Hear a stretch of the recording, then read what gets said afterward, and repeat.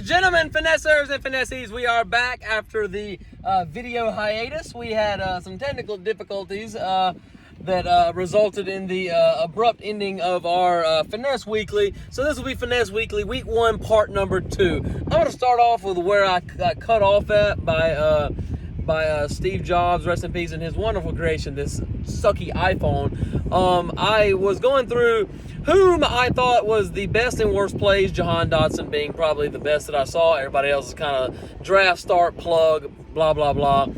But as far as worst plays, dead clock knocks. I don't know how many times I have to go through this. The dude is just not good at football. Yeah, they paid him an extension, whatever. He's just not that good. He's not that guy, pal. So, he borderline, he shouldn't even be, he shouldn't have been drafted, shouldn't be started, and quite frankly, shouldn't be rostered. The tight end pool is an absolute joke. I will give Carter the benefit of the doubt there, and he's tied to a great quarterback.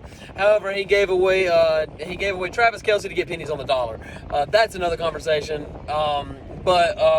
Dead clock knocks, you just don't start him. Simple as that. You just don't do it. And his points were indicative of that. Cam Akers, don't start him. It's pretty obvious at this point. His draft capital, the fantasy community, shot his ADP up at egregious heights, and we ought to be ashamed of ourselves for even letting that happen. If we were all hired to set ADP, I mean, they would just be like, they just hire anybody, right? And I just, no Evan and Andrew's job on just hiring anybody. So, I don't know exactly. You don't start Cam Akers. You certainly don't draft him at the 4th round capital in which you had to spend him. You saw Achilles is a detrimental injury unless you're James Robinson, who's just Iron Man, who can somehow just tape his Achilles back together with some Gorilla Glue and just run back on the field when you have a superior back with Travis Etienne in the back. I'm done. I'm done with that situation. I will get frustrated. But, no, you saw in the Super Bowl, he didn't do anything, right? He kind of rushed back. I think he wanted to say, like, hey, look at me, I'm Iron Man. Yeah, you're not good is what you are, buddy. So, he's just not that great at football, and his goose egg was indicative of that fact. So, let me finish up where I left off here with my trusty little pad here.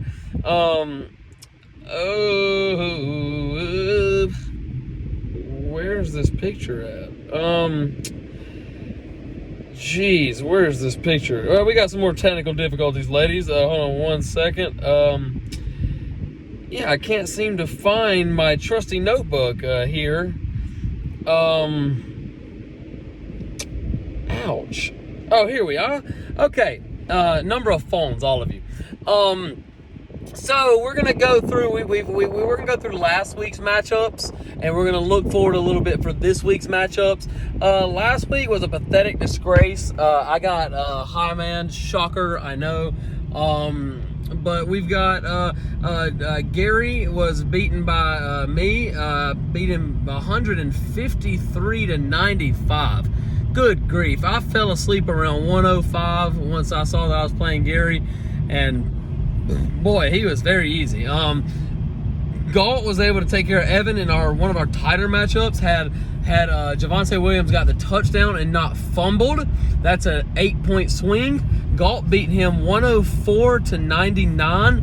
Evan would have won. So Galt, count your spoons. That's a very big spoon feeding. And honestly, you should be ashamed of yourself for deep diving that far into the cutlery pile to grab that win. You're gonna need plenty of more spoon feedings throughout the year. That's a real big nose dive into the cutlery spoon feeding pile in order to go ahead and get that win. So I'd take it easy on the spoons. Not all of us have an unlimited repertoire and pool of spoon feedings to pull from, Grayson. Speaking of Grayson, wow, he's bad. He got bodied up by Zach, beat him by a 38-piece nugget, 114 to 86. That earned Cheese low man for the week, just 2 behind Calder. Both of y'all are really bad. Don't take solace in the fact knowing you didn't get low man, because it's like being the world's tallest midget. Neither of you are any good at what you do, and you really should be ashamed of yourself. The fact that I got Gary, I've beat Gary and I still get Cheese and Calder on the schedule, please put me in the championship. Go ahead and just sign me up for it. Zach beat him.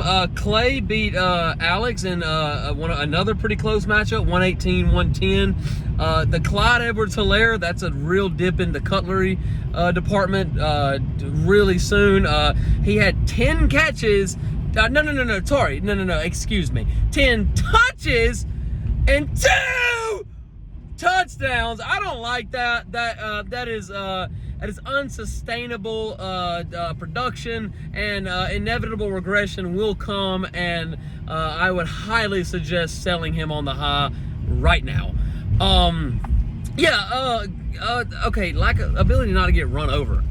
And finally, Matt Galt was able to take care of Calder 151-88. That is the largest margin of victory this week. And geez, man, that's hard to even fathom how easy Calder must have been. And this week we're gonna look forward. It's Evan and Andrew hashtag the trash bag, and projections as it stands are 123-120 in Evan's favor. I don't like that at all.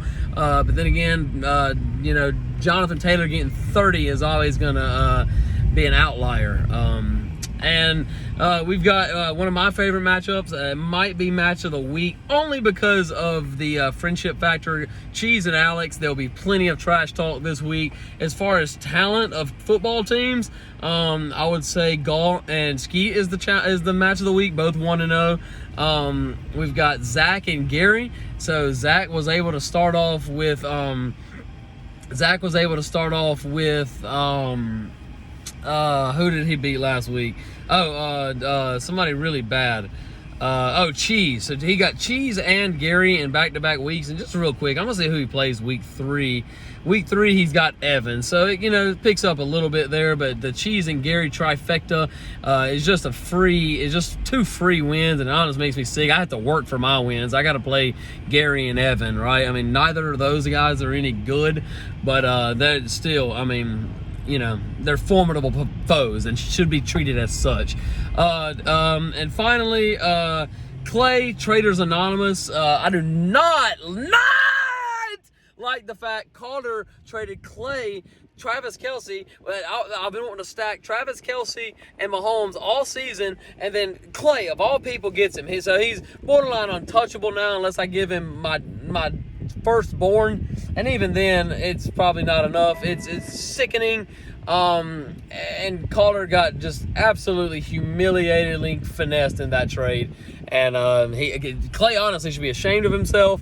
However, I love coming into the trade realm and then doing that to Calder. A running back 2, barely a flex play in my opinion, Aaron Jones, and dead clock Knox. Come on, for Travis Kelce, goodness gracious, that's highway robbery at its finest, and you will be charged to the fullest extent of the law by the robbery department. That thou shalt not steal. Clay, you enjoy breaking that commandment, buddy. We'll go then. That's our matchups for next week. And again, Skeet and me and Skeet, we got the 150s. So we got the 2 highest scores. Our team got off. No Deshaun Watson in a Houston parlor on getting off. So we really kind of took advantage of the board. And the goodness gracious, and our people that we had to take advantage of in order to we almost 160 Gary and Calder, but in order to do that, we had to beat Gary and Calder, and they were just decimated. They were just taken advantage of, decimated from top to bottom. No American economy on being decimated from top to bottom. It's just what happened to them is. Honestly, Ski should feel a little ashamed, but I'm not, because they both had it coming. Let's see, one more thing here. Wow, y'all are bad. Let's see. It's on the main thing I gotta pull up is the roster management for the Broncos. I mean, the roster, the clock management, that was hard to watch. I mean, as far as just from real football, that was very, very hard to watch. But yeah, I mean, that's about it. I will say that there was a prop bet that I wanted to give y'all. It was Justin Herbert. At his over-under was, I think, 260 yards passing. If you into parlays, if you're into any type of gambling, go nail that over real quick. Go over and do the over with Justin Jefferson scoring 900 points, because he's going to do that too, and Calder's going to give him to Clay for free. By the time you guys watch this and this is uploaded, Calder will probably have given J.J. Jefferson Jay Jettas to Clay for free. So Clay's going to get his 2 prizes that he always wants. Regardless, it makes me sick. Y'all are a bunch of sick, twisted menaces. When I come into Cheese's inbox, do not try to undercut me, you bunch of vultures. Let me do me. Let me work. Again, get finessed or you're going to be finessed. Be dinner or become dinner. I'm out, baby.